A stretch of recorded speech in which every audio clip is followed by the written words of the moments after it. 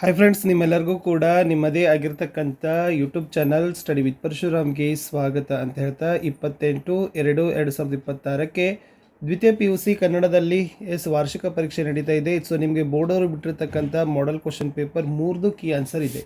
So 1 ಮತ್ತು 2 ಕೂಡ ಬೇಗನೆ ರಿಲೀಸ್ ಮಾಡ್ತೀನಿ. ಸೊ ನೋಡಿ, 1, 2, 3 ಈ 3 ಪ್ರಶ್ನೆ ಪತ್ರಿಕೆಯನ್ನು ಸಾಲ್ವ್ ಮಾಡಿದರೆ ಖಂಡಿತವಾಗಿ 40+ ಮಾರ್ಕ್ಸನ್ನು ಆರಾಮಾಗಿ ಇಲ್ಲಿಂದ ನಿಮಗೆ ಸಿಗ್ತವೆ. ಯಾಕೆಂದರೆ ಈ ಪ್ರಶ್ನೆ ಪತ್ರಿಕೆಗಳಲ್ಲಿರ್ತಕ್ಕಂಥ ಪ್ರಶ್ನೆ ರಿಪೀಟ್ ಆಗ್ತಾ ಇದ್ದಾವೆ. ಓಕೆ, ಆಲ್ರೆಡಿ ನೀವು 2 ಪ್ರಿಪ್ರೇಟರಿ ಬರೆದಿದ್ದೀರಿ, ನಿಮಗೆ ಪ್ರಿಪ್ರೇಟರಿಲಿನೂ ಕೂಡ ಗೊತ್ತಿದೆ ಅಂತ ಹೇಳ್ತಾ, ಸೊ ಮೊದಲ 2 ಪ್ರಶ್ನೆ ಪತ್ರಿಕೆಗಳನ್ನು ಇನ್ನೊಂದು ಸರಿ ಹಾಕ್ತೀನಿ. ಸೊ ಅವುಗಳನ್ನು ಸಹಿತ ನೋಡಿ. ಎಲ್ಲ ವಿಷಯಗಳಲ್ಲಿ ಮಾಡೆಲ್ ಕ್ವಶನ್ ಪೇಪರ್ಗಳನ್ನು, ಮೋಸ್ಟ್ ಎಕ್ಸ್ಪೆಕ್ಟೆಡ್ ಕ್ವಶನ್ ಪೇಪರ್ಗಳನ್ನು ಕೊಡ್ತಾ ಹೋಗ್ತೀವಿ. ದಯಮಾಡಿ ನೋಡಿ ಅಂತ ಹೇಳ್ತಾ ವಿಡಿಯೋನ ಲೈಕ್, ಶೇರ್ ಮತ್ತು ಸಬ್ಸ್ಕ್ರೈಬ್ ಮಾಡೋದನ್ನು ಮಾತ್ರ ಮರೆಯದಿರಿ. ಸೊ ಹೆಚ್ಚಿನ ವಿಡಿಯೋಗಳು ನಿಮಗೆ PUC first and second year exam question paper ಅಂತಲೇ ಒಂದು ಪ್ಲೇಲಿಸ್ಟ್ ಲಿಂಕ್ ಇದೆ, ಅಲ್ಲಿ ಹೋಗಿ ವಾಚ್ ಮಾಡಿ. ವಿಭಾಗಕ್ಕೆ ಬರೋಣ. ಸೀತೆ ತೃಣ ಸಮಾನವೆಂದು ಭಾವಿಸಿದ್ದು ಯಾವುದನ್ನು ಅಂತ ಕೇಳಿದರೆ ರಾವಣನ ರೂಪ ಇಸ್ ದ ರೈಟ್ ಆನ್ಸರ್. ಯಾರ ಕೈಯಲ್ಲಿ ದರ್ಪಣವಿದ್ದು ಫಲವಿಲ್ಲ? ಉತ್ತರ ಅಂಧಕ. ಯಾವುದನ್ನು ಗೆದ್ದವನನ್ನು ಯೋಗಿ ಅನ್ನಬಹುದು? ಅರಿಷಡ್ವರ್ಗ. ಜಾಲಿಯ ರಸ ಸ್ವಾದ ಹೇಗಿರ್ತದೆ? ವಿಷದಂತೆ. 5ನೇ ಪ್ರಶ್ನೆ ನೋಡಿ. ಬಾನ ಹೊಗರಲುಂಟು, ಮರ ಚುಗುರಲುಂಟು, ಬರಲುಂಟೆ ಸುಗ್ಗಿ, ಮತ್ತು ಈ ಸಾಲುಗಳಲ್ಲಿ ಹೊಮ್ಮಿರುವ ಕವಿಯ ಭಾವನೆ ಅಂತ ಕೇಳಿದ್ದಾರೆ. ಇಲ್ಲಿ ಬಾನು ಮತ್ತು ಮರದ ನಿತ್ಯ ನೂತನತೆ ನಮಗಿಲ್ಲ ಎಂಬುದು ಅನ್ನೋದು ಸರಿ ಇದೆ. ಇನ್ನು ಬಸಲಿಂಗ ವೈದ್ಯರಿಗಾಗಿ ಅಲಿದಾಗ ಜೊತೆಗಿದ್ದ ರಾಜಕಾರಣಿ ಹೆಸರಂತ ಕೇಳಿದರು. ಸೊ ರುದ್ರಪ್ಪ. ಇನ್ನು ಪ್ರತಿಯೊಬ್ಬ ಕನ್ನಡಿಗನು ಪ್ರತಿಯೊಂದು ಅಂಗುಲದಲ್ಲಿ ಕನ್ನಡಿಗನಾಗಬೇಕು, ಆಗ ಮಾತ್ರ ಅನೇಕ ಸಮಸ್ಯೆಗಳಿಗೆ ಪರಿಹಾರ ದೊರಕುತ್ತದೆ. ಹಾಮಾನಾಯಕ್ ಅವರ ಈ ಮಾತಿನ ಸಾರ ಅಂತ ಕೇಳಿದರು. ಕನ್ನಡದ ಕೆಲಸಗಳಲ್ಲಿ ಸಾರ್ವಜನಿಕ ಹೊಣೆ ಇರ್ತದೆ. ಆನೆ ಮಾವುತನ ಹೆಸರು ವೇಲಾಯುಧ ಇಸ್ ದ ಆನ್ಸರ್. ಇನ್ನು ಅದು ಹೇಗೆ ಆನೆ ಕೆಲಸ ಅಂತೀಯ? ತಂತಿ ಮೇಲೆ ಕೊಂಬೆ ಎಳೆದರೆ ಅದಕ್ಕೆ ಕರೆಂಟ್ ಹೊಡೆದು ಸತ್ತೋಗೋದಿಲ್ವೇನೋ ಎಂಬ ನಿರೂಪಕರ ಮಾತಿನಲ್ಲಿ ವ್ಯಕ್ತವಾಗಿರುವ ಭಾವ ಯಾವುದು ಅಂತ ಕೇಳಿದ್ರು. ದುರ್ಗಪ್ಪನ ಮಾತಿನ ಮೇಲೆ ಅಪನಂಬಿಕೆ ಇಸ್ ದ ರೈಟ್ ಆನ್ಸರ್. ಇನ್ನು ಟೆಲಿಫೋನ್ ಸಿಬ್ಬಂದಿ ಮುಷ್ಕರ ಹೂಡಿದ್ದು ಇವರ ವಿರುದ್ಧ ಅಂತ ಕೇಳಿದ್ದಾರೆ. ಸೊ ವಿದ್ಯುತ್ ಇಲಾಖೆ ಅಂತಕ್ಕಂಥದ್ದು ಸರಿ ಇದೆ. ಇನ್ನು ಬಿಟ್ಟ ಸ್ಥಳ ನೋಡಿ.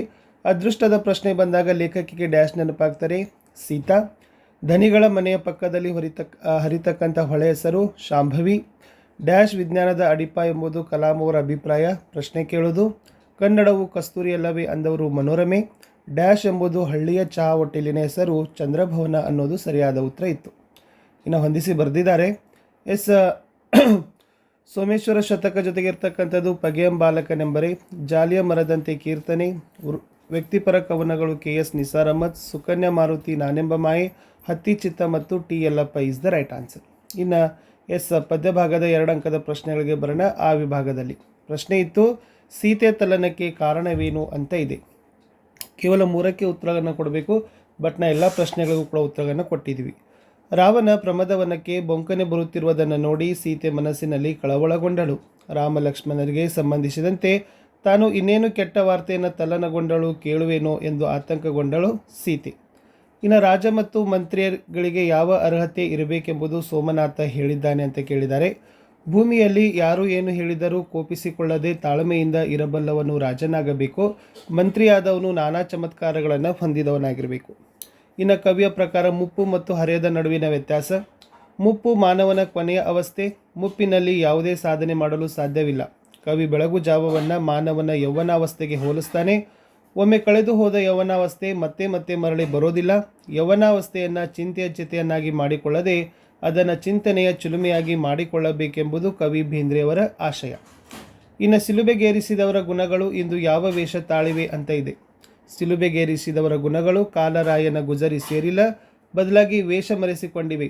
ಅಧಿಕಾರದ ಬಲಿಷ್ಠ ಕೈಗಳು, ಎದೆಯಾಳದ ಮುಖ್ಯಗಳು, ರೈಫಲು, ಟ್ಯಾಂಕು, ಬಾಂಬು, ಗ್ರೆನೇಡ್ಗಳು ದ್ವೇಷ ಹಿಂಸೆ ಹೊಸ ರೂಪವನ್ನೇ ತಾಳಿವೆ.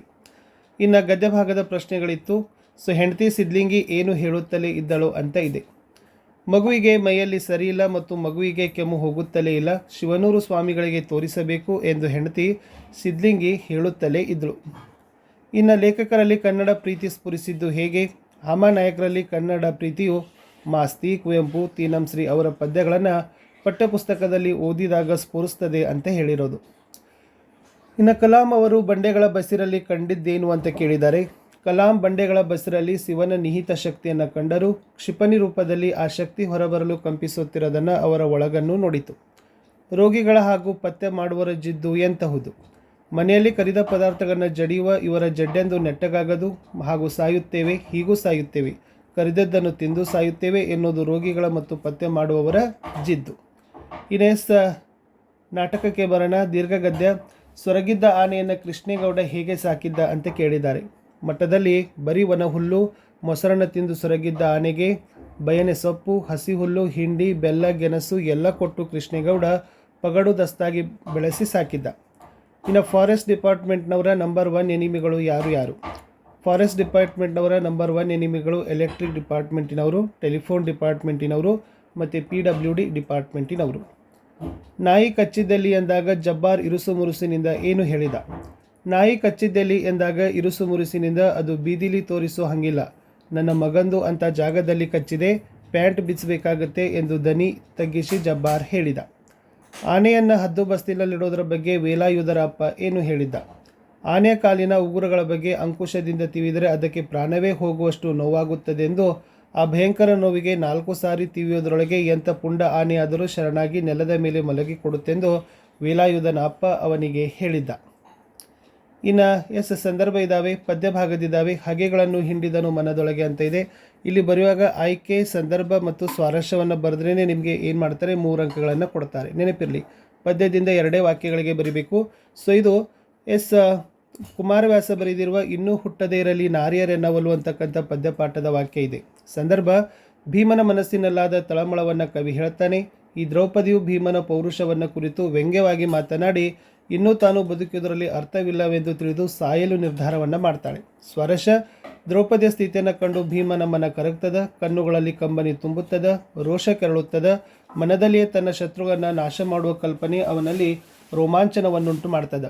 ದ್ರೌಪದಿಯನ್ನು ತಬ್ಬಿ ಸಂತೈಸುತ್ತಾನೆ ಎಂದು ಕವಿ ಕುಮಾರವ್ಯಾಸ ಭೀಮನ ಮನಸ್ಥಿತಿಯನ್ನು ವರ್ಣಿಸಿದ್ದಾನೆ ಅಂತ ಇಲ್ಲಿ ಬರೀಬೇಕಿತ್ತು. ನೆಕ್ಸ್ಟ್ ಒನ್, ನೀ ತಂಪನನ ತವರಿಗೆ ಅಂತ ಇದೆ. ಸೊ ಆಯ್ಕೆ ಏನಪ್ಪ ಅಂದರೆ ಇದು ಹಲಸಂಗಿ ಗೆಳೆಯರು ಬರೆದಿರುವ ಹಬ್ಬಲಿ ಅವರ ರಸಬಳ್ಳಿ ಎಂಬ ಜನಪದ ತ್ರಿಪದಿಯಿಂದ ಈ ಸಾಲನ್ನು ಆರಿಸಿದ್ದಾರೆ. ಸೊ ಸಂದರ್ಭ, ತಾಯಿಯ ಪ್ರೀತಿ ಮಮತೆಯನ್ನು ಮಹಿಮೆಯನ್ನು ವರ್ಣನೆ ಮಾಡ್ತಕ್ಕಂಥ ಸಂದರ್ಭದಲ್ಲಿ ಕವಿ ಇಲ್ಲಿ ಹೇಳಿರೋದು. ಸ್ವಾರಸ್ಯ, ತಾಯಿ ಮತ್ತು ತವರಿನ ಕುರಿತು ಜನಪದ ಹೆಣ್ಣು ಮಗಳು ಈ ಮಾತನ್ನು ಹೇಳ್ತಾಳೆ. ಯಾವ ರೀತಿಯಾಗಿ ಬೇಸಿಗೆ ಕಾಲಕ್ಕೆ ಬೇವಿನ ಮರದ ನೆರಳು ಮತ್ತು ಭೀಮಾ ನದಿಯ ನೀರು ತಂಪು, ಅದೇ ರೀತಿಯಾಗಿ ಹೆತ್ತ ತಾಯಿಯ ತವರಿನಲ್ಲಿ ತಂಪು ನೀಡೋಳು ಹೆಣ್ಣು ಮಗಳು ಅಂತ ಹೇಳ್ತಾಳೆ ಅನ್ನೋದನ್ನು ಇಲ್ಲಿ ಕವಿ ಏನು ಮಾಡಿದಾರಪ್ಪ ಅಂದ್ರೆ ಹೇಳಿದ್ದಾರೆ. ಮುಂದಿನ ಸಾಲು, ಒಂದು ಹೂ ಹೆಚ್ಚಿಗೆ ಇಡ್ತೀನಿ ನಿನ್ನ ಗಟ್ಟಿ ಪಾದಕ್ಕೆ ಅಂತ ಇದೆ. ಸೊ ಆಯ್ಕೆ, ಈ ಮಾತನ್ನು ಶ್ರೀ ಲಲಿತಾ ಸಿದ್ದಬಸವಯ್ಯ ಅವರು ಬರೆದಿರುವ ಒಂದು ಹೂ ಹೆಚ್ಚಿಗೆ ಇಡ್ತೀನಿ ಅಂತಕ್ಕಂಥ ಪದ್ಯಪಾಠದ ವಾಕ್ಯ. ಸಂದರ್ಭ, ಈ ಮಾತು ಮುದುಕಿಯು ತನ್ನೊಳಗೆ ದೇವರಿಗೆ ಸಲ್ಲಿಸಿರುವ ಪ್ರಾರ್ಥನೆಯೇ ಆಗಿದೆ. ಸ್ವರಶ, ಮುದುಕನಿಂದ ಕರೆ ಬಂದ ಸಮಯದಲ್ಲೇ ಮಗನ ಕಾರು ಮೊಮ್ಮಗಳ ಸ್ಕೂಟಿ ಹೊರಟು ಸದ್ದು ಕೇಳಿದೆ.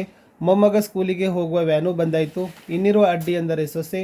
ಅವಳಿಗೂ ಹೊರಗಡೆ ಕೆಲಸ ಸಮ್ಮಿಲಿಸಿದರೆ ತಾನು ಮುದುಕನೊಂದಿಗೆ ಸ್ವಲ್ಪ ಹೊತ್ತು ನಿರಾಳವಾಗಿ ಮಾತನಾಡಿಕೊಳ್ಳಬಹುದು. ಒಂದು ಹೂ ಹೆಚ್ಚಿಗೆ ಇಡ್ತೀನಿ ನಿನ್ನ ಗಟ್ಟಿ ಪಾದಕ್ಕೆ ಅಂದರೆ ಇದಕ್ಕೆ ಅವಕಾಶ ಮಾಡಿಕೊಟ್ಟರೆ ತನ್ನ ಮನೆದೇವರಾದ ಗೂಟೆ ಮಲ್ಲಪ್ಪನಿಗೆ ಒಂದು ಹೂ ಹೆಚ್ಚಿಗೆ ಇಡೋದಾಗಿ ಮುದುಕಿ ಸಲ್ಲಿಸ್ತಕ್ಕಂಥ ಪ್ರಾರ್ಥನೆಯೇ ಆಗಿದೆ. ಇನ್ನು ನೆಕ್ಸ್ಟ್ ಗದ್ಯ ಭಾಗಕ್ಕೆ ಬರೋಣ. ಕೇವಲ ಒಂದಕ್ಕೆ ಮಾತ್ರ ಸಂದರ್ಭ ಬರಿಬೇಕು.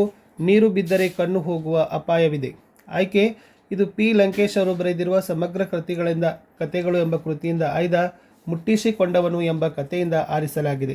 ಸಂದರ್ಭ, ಬಸಲಿಂಗ ತನ್ನ ಕಣ್ಣನ್ನು ತೋರಿಸಲು ಡಾಕ್ಟರ್ ತಿಮ್ಮಪ್ಪನವರ ಹತ್ತಿರ ಹೋದಾಗ ಬಸಲಿಂಗನಿಗೆ ಡಾಕ್ಟರ್ ತಿಮ್ಮಪ್ಪ ಈ ಮೇಲಿನ ಮಾತನ್ನು ಏನು ಮಾಡ್ತಾರೆ, ಹೇಳ್ತಾರೆ. ಸೊ ಅಲ್ಲಿ ಕೂಡ ಸ್ವಾರಸ್ಯ ಕೊಟ್ಟಿರೋದು. ಅನುಭವಿ ವೈದ್ಯರಾದ ಡಾಕ್ಟರ್ ತಿಮ್ಮಪ್ಪನವರು ಬಸಲಿಂಗನಿಗೆ ಎಡಗಣ್ಣಿನ ಆಪರೇಷನ್ ಮುಗಿಸಿದರು. ಅವನ ಕೈ ಹಿಡಿದುಕೊಂಡು, ನೋಡು, ಈ ಸೂಕ್ಷ್ಮವಾದ ಶಸ್ತ್ರಚಿಕಿತ್ಸೆ ನೀನು 2 ವಾರ ತಲೆಗೆ ನೀರು ಸೋಕಿಸಬಾರದು. ನೀರು ಬಿದ್ದರೆ ಕಣ್ಣು ಹೋಗೋ ಅಪಾಯವಿದೆ, ಅದನ್ನು ಸರಿಯಾಗಿ ನೆನಪಿಟ್ಟುಕೋ ಎಂದು ಕೇಳ್ತಾರೆ.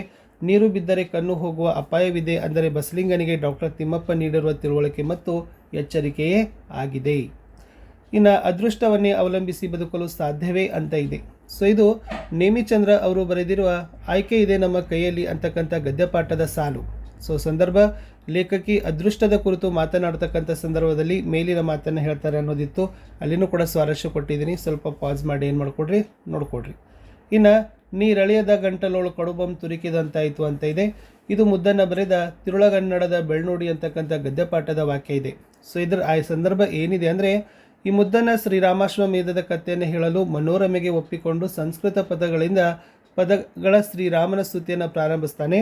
ಅವಳಿಗೆ ಅದು ಅರ್ಥವಾಗುವುದಿಲ್ಲ. ಈ ಮಾತನ್ನು ಮನೋರಮೆ ಮುದ್ದನಿಗೆ ಏನು ಮಾಡ್ತಾಳಪ್ಪ ಅಂದರೆ ಹೇಳ್ತಾಳೆ. ಸೊ ಅದನ್ನು ಕೂಡ ಕೊಟ್ಟಿದ್ದೀನಿ. ಸೊ ಪಾಸ್ ಮಾಡಿ ಸ್ವಲ್ಪ ನೋಡ್ಕೊಡ್ರಿ. ಇನ್ನು ಲಾಸ್ಟ್ ದೀರ್ಘ ಗದ್ಯದಿಂದ ನೋಡೋದಾದರೆ ವೆಪನ್ಸ್ ಆರ್ ವೆಪನ್ ಅಂತ ಇದೆ. ಸೊ ಇದು ನಿಮಗೆ ಗೊತ್ತಿದೆ, ಇದು KP ಪೂರ್ಣಚಂದ್ರ ತೇಜಸ್ವಿ ಅವರು ಬರೆದಿರುವ ಕೃಷ್ಣೇಗೌಡನ ಆನೆ ಎಂಬ ದೀರ್ಘ ಗದ್ಯದ ಒಂದು ಸಾಲಾಗಿದೆ. ಸೊ ಈ ಮಾತು ಏನು ಮಾಡ್ತಾನಪ್ಪ ಅಂದರೆ ಫಾರೆಸ್ಟ್ ನಾಗರಾಜ್ ನಿರೂಪಕರಿಗೆ ಈ ಮಾತನ್ನು ಹೇಳ್ತಾನೆ ಅನ್ನೋದು ಇತ್ತು. ಇದು ಕೂಡ ಸ್ವಾರಸ್ಯ ಇದೆ. ಸೊ ವೆರಿ ಇಂಪಾರ್ಟೆಂಟ್ ಆಗಿರ್ತಕ್ಕಂಥ ಸಾಲು. ಇನ್ನು ಆನೆ ಬೇಲಿ ದಾಟಿ ಹೋಯ್ತು ಸಾರ್ ಅಂತ ಇದೆ. ಸೊ ಈ ಮಾತು ಗಾರ್ಡ್ ರಾಮಪ್ಪ ನಾಗರಾಜನಿಗೆ ಆನೆ ಕಾಡಿನಲ್ಲಿ ಮರೆಯಾಗಿ ಹೋದಾಗ ಈ ಮಾತನ್ನು ಏನು ಮಾಡ್ತಾರಪ್ಪ ಅಂದ್ರೆ ಹೇಳ್ತಾರೆ. ಇದು ಕೂಡ ಇಂಪಾರ್ಟೆಂಟ್ ಆಗಿರ್ತಕ್ಕಂಥದ್ದೇ ಇತ್ತು. ಇನ್ನು ಲಾಂಗ್ ಕ್ವಶನ್ ಆನ್ಸರ್ಸ್ಗಳನ್ನು ನೋಡೋದಾದರೆ ಪದ್ಯದಲ್ಲಿ ಪ್ರತಿ ಸಾರಿ ಕೇಳೋದು ರಾವಣನ ಮನಪರಿವರ್ತನೆ ಸಂದರ್ಭವನ್ನು ಕವಿ ಹೇಗೆ ಚಿತ್ರಿಸಿದ್ದಾನೆ ಅಂತ ಇದೆ. ಸೊ ವೆರಿ ಇಂಪಾರ್ಟೆಂಟ್ ಆಗಿರ್ತಕ್ಕಂಥ ಪ್ರಶ್ನೆ. ಕೇವಲ 5-6 ಸಾಲುಗಳನ್ನು ಮಾತ್ರ ಬರೆಯೋದಿದೆ. ಸೊ ಹಳಗನ್ನಡ ಪದ್ಯದಿಂದ ನಿಮಗೆ ಒಂದಂತೂ ಬರೋದು ಗ್ಯಾರಂಟಿ. ಇನ್ನು ದ್ರೌಪದಿ ಅವಮಾನಕ್ಕೊಳಗಾದ 3 ಪ್ರಸಂಗಗಳು ಅಂತ ಕೇಳಿದರು. ಸೊ 2 ನೋಡ್ಕೊಡ್ರಿ, 2ರಲ್ಲಿ ಒಂದಂತೂ ಕೂಡ ನಿಮಗೆ ಗ್ಯಾರಂಟಿಯಾಗಿ ಬಂದೇ ಬರ್ತಕ್ಕಂಥ ಪ್ರಶ್ನೆ. ಇನ್ನು ಮುಂಬೈ ಜಾತಕ ಕವಿತೆಯಲ್ಲಿ ತಂದೆ ತಾಯಿಗಳು ಮಗುವಿಗೆ ಗೋಚರಿಸುವ ಬಗೆಯನ್ನು ವಿವರಿಸಿರಿ ಅಂತ ಕೇಳಿದ್ದಾರೆ. ಸೊ ಇದು ಕೂಡ ಮುಂಬೈ ಜಾತಕ ಅಂತಕ್ಕಂಥ ಪದ್ಯದೇ ಇತ್ತು. ಇನ್ನು ಗದ್ಯಪಾಠಕ್ಕೆ ಬರೋದಾದರೆ ಈ ಒಂದು ಪದ್ಯದ ಸಾಲುಗಳನ್ನು ಕೊಟ್ಟಿದ್ರು. ಪುರುಷ ಗ್ರಹದೊಳಗಿದ್ದ ತಿರುವನೆ ಮನೆ ಅಂತ ಇದೆ. ಸೊ ನೋಡಿ, ಕೆರೆಯ ಉದಕವನ್ನು ಅರಸದವರಾರು ಅಂತ ಕೇಳಿದರು. ತೊರೆಯೊಳಗಿದ್ದವನು ಈ ಆನ್ಸರು. ಇದರ ವಚನದ ಕವಿ ಯಾರು ಅಂತ ಕೇಳಿದ್ದಾರೆ. ಸೊ ಇದು ಬಂದುಬಿಟ್ಟು ಉರಿಲಿಂಗ ಪೆದ್ದಿ ಅಂತ ಇದೆ.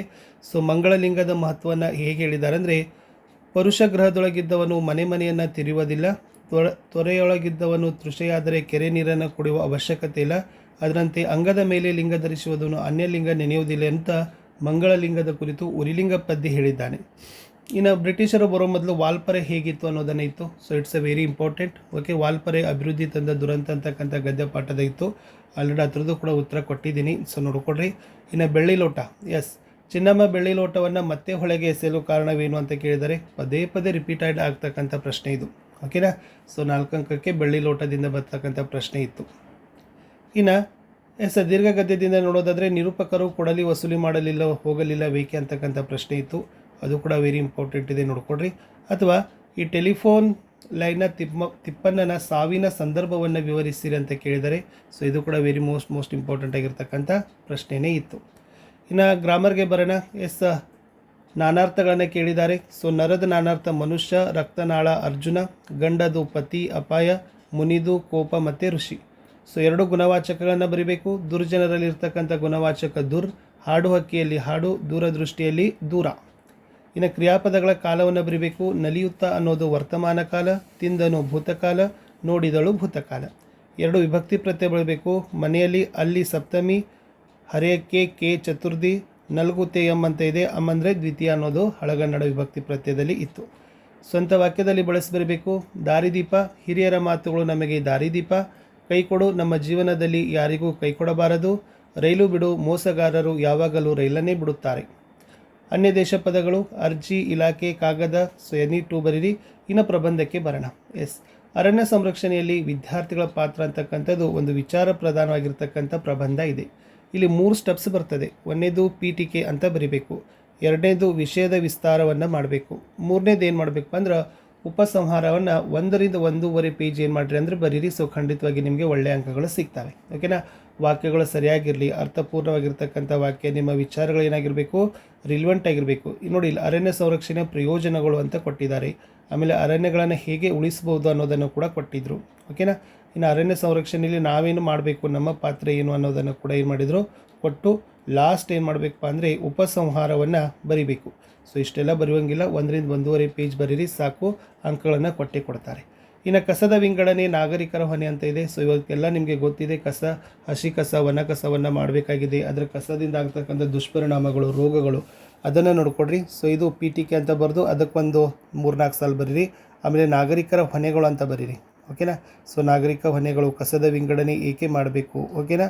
ಸೊ ಅದರದ್ದು ಏನು ಪ್ರಯೋಜನ ಇದೆ ಅನ್ನೋದನ್ನು ಬರೆದು ಲಾಸ್ಟ್ ಏನು ಮಾಡಬೇಕು ಅಂದರೆ ಉಪಸಂಹಾರವನ್ನು ಬರೀರಿ. ಪ್ರಬಂಧ ಇದೆ. ಸೊ ಇದು ಒಂದು ಏನಿದೆ ಅಂತಂದರೆ ವೈಯಕ್ತಿಕ ಪತ್ರ ಇದೆ. ಸೊ ನೀವು ಲವ MK ಸವಿತಾ ದ್ವಿತೀಯ PUC ವಿವೇಕಾನಂದ ಪದವಿ ಪೂರ್ವ ಕಾಲೇಜು ಕೃಷ್ಣರಾಜ ಸಾಗರ ಬೆಂಗಳೂರು ಈ ವಿಳಾಸ ನಿಮ್ಮದಂತ ಭಾವಿಸಿ ಶಾಂತಕುಮಾರ ಕಾವ್ಯ ದ್ವಿತೀಯ PUC ಸರ್ಕಾರಿ ಪದವಿ ಪೂರ್ವ ಕಾಲೇಜು ಕಳಸಾಪುರ ಚಿಕ್ಕಮಗಳೂರು ನಿಮ್ಮ ಗೆಳತಿಗೆ ನಿಮ್ಮೂರಿನ ಜಾತ್ರೆಗೆ ಆಹ್ವಾನಿಸಿ ಪತ್ರವನ್ನು ಬರೀರಿ ಅಂತ ಕೇಳಿದ್ದಾರೆ. ಫಸ್ಟ್ ಪತ್ರ ಬರೆಯುವಾಗ ಇಲ್ಲಿಂದ ಸ್ಟಾರ್ಟ್ ಮಾಡಬೇಕು. ಇಂದ ಎನಿ ಒಂದು ತೊಗೊಳ್ರಿ, ಲವ ತೊಗೊಳ್ರಿ ಅಥವಾ ಸವಿತಾ. ಸೊ ಇಲ್ಲಿ ಬರೆದಿದ್ದಾರೆ ದ್ವಿತೀಯ PUC ವಿವೇಕಾನಂದ ಪದವಿ ಪೂರ್ವ ಕಾಲೇಜು ಬೆಂಗಳೂರು. ಎಕ್ಸಾಮ್ ಡೇಟ್ ಯಾವಾಗದಲ್ಲ 28/2/2026 ಅಂತಲೇ ಬರೀರಿ. ಓಕೆ, ಇದು ಯಾವ ಪತ್ರ ಇದೆ ಗೊತ್ತಿರಲಿ, ವೈಯಕ್ತಿಕ ಪತ್ರ. ಓಕೆನಾ, ಇದು ಮನವಿ ಪತ್ರ ಅಲ್ಲ, ಇದು ಬಂದುಬಿಟ್ಟು ವೈಯಕ್ತಿಕ ಪತ್ರ. ಇಂದ ಬರೆದ್ರಿ. ಎಸ್, ಇನ್ನೇನು ಬರೀಬೇಕು, ಇಲ್ಲಿ ಪ್ರೀತಿಯ ಗೆಳತಿ ಅಂತ ಬರಿಬೋದು. ಓಕೆ, ಅಥವಾ ನಲ್ಮೆಯ ಗೆಳತಿ ಅನ್ನೋದನ್ನು ಕೂಡ ನೀವು ಏನು ಮಾಡ್ಬೋದಪ್ಪ ಅಂದ್ರೆ ಇಲ್ಲಿ ಬರಿಬೋದು, ನಲ್ಮೆಯ ಗೆಳತಿ ಅಥವಾ ನಲ್ಮೆಯ ಗೆಳೆಯ. ಎಸ್, ನಾನು ಇಲ್ಲಿ ಆರಾಮವಾಗಿದ್ದೇನೆ, ನನ್ನ ವಿದ್ಯಾಭ್ಯಾಸ ಚೆನ್ನಾಗಿ ನಡೆದಿದೆ, ಇಲ್ಲಿ ನನಗೆ ಉತ್ತಮ ಅಭ್ಯಾಸ ಮಾಡುವ ಗೆಳೆಯರು ದೊರಕಿದ್ದಾರೆ, ನೀನು ಕ್ಷೇಮವೇ, ನಿನ್ನ ವಿದ್ಯಾಭ್ಯಾಸ ಹೇಗೆ ನಡೆದಿದೆ. ಅವಾಗ ನೀವೇನು ಮಾಡಬೇಕಪ್ಪ ಅಂದ್ರೆ ನಿಮ್ಮ ಊರಿನಲ್ಲಿ ಈ ತಾರೀಖರಂದು ಏನಿದೆ, ಜಾತ್ರೆ ಇದೆ. ಜಾತ್ರೆಯಲ್ಲಿರ್ತಕ್ಕಂಥ ಮನೋರಂಜನೆ, ಊಟ ಎಲ್ಲ ವಸತಿ ವ್ಯವಸ್ಥೆಗಳನ್ನು ಮಾಡಲಾಗುತ್ತದೆ. ಆತ್ಮೀಯವಾಗಿ ಬರಬೇಕು, ದೇವರ ದರ್ಶನವನ್ನು ಪಡೆದು ಮನೋರಂಜನೆಯನ್ನು ಮಾಡಬೇಕು ಅನ್ನೋದನ್ನು ನಿಮ್ಮದೇ ಆಗಿರ್ತಕ್ಕಂಥ ಸ್ವಂತ ವಿಳಾಸದಲ್ಲಿ ವೆಲ್ಕಮ್ ಅಂತ ಮಾಡ್ತಾ, ಸೊ ನೀವೇನು ಮಾಡಬೇಕು, ಲಾಸ್ಟ್ ವಂದನೆಗಳೊಂದಿಗೆ ಅಂತ ಬರಿಬೇಕು. ಅವಾಗಿಲ್ಲಿ ಇಂತಿ ನಿನ್ನ ಗೆಳೆಯ ಅಥವಾ ಗೆಳತಿ ಲವ MK ಅಂತ ಬರೆದು ಇಲ್ಲಿ ಹೊರವಿಳಾಸವನ್ನು ಹಾಕಬೇಕು. ಸೊ ಅಲ್ಲಿ ಹೊರವಿಳಾಸ ಕೊಟ್ಟಿದ್ದರು ಯಾರು, ಶಾಂತಕುಮಾರ್ ಅಥವಾ ಕಾವ್ಯ, ದ್ವಿತೀಯ PUC ಸರ್ಕಾರಿ ಪದವಿ ಕಾಲೇಜು ಕಳಸಾಪುರ ಚಿಕ್ಕಮಗಳೂರು. ಇಷ್ಟು ಈ ಮಾಡೆಲ್ ಕ್ವಶನ್ ಪೇಪರ್ 3 ನಿಮ್ಮ ಜೊತೆ ಶೇರ್ ಮಾಡಿದ್ದೀನಿ. 2 ಮತ್ತೆ ಬರ್ತದೆ. ನಿಮ್ಮ ಎಕ್ಸಾಮ್ ಚೆನ್ನಾಗಾಗಲಿ ಅಂತ ಹೇಳ್ತಾ ಸಿಗ್ತೀನಿ ಹೊಸ ವಿಡಿಯೋದಲ್ಲಿ. ಬಾಯ್.